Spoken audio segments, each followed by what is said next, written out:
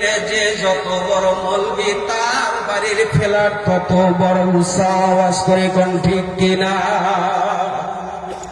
যে বক্তা তার কত সুন্দর গাড়ি, কত দামি বাড়ি, তার খাওয়া পড়া সবকিছু উন্নত মানের, এটা কোনোদিনও দুনিয়ার লোক ছাড়া অন্য কিছু হতে পারে না। দুনিয়ার লোককে সামলাতে পারে না, সে দিনের দায়ী হতে পারে না।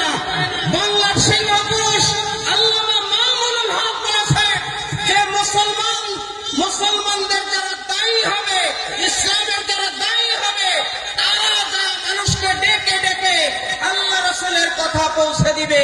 কিন্তু আমাদেরকে মুসলমান যারা দিনের দায়ী নিজেদেরকে মনে করেন, তাদেরকে টাকা দিয়া, সময় দিয়া, তাদের অনুযায়ী তাদেরকে ভাড়া করে নিয়ে এসে আজকে দিনের কথা শোনা লাগতেছে।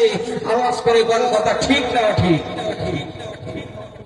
এদেরকে দিনের দায়ী আমরা মুখে মুখে বলতেছি, প্রকৃত পক্ষে এরা দিনের দায়ী হতে পারে না।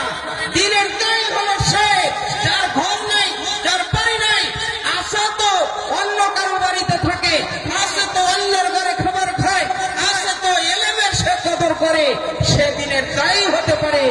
এছাড়া দুনিয়ার লোক লালসা, দুনিয়ার ক্ষমতার লোক, দুনিয়ার অর্থের লোক, নারী গাড়ির লোক, এই লোক কোনোদিনও দুনিয়ার ভিতরে দিনের দায়ী হতে পারে না। আওয়াজ করে কোন ঠিক কিনা?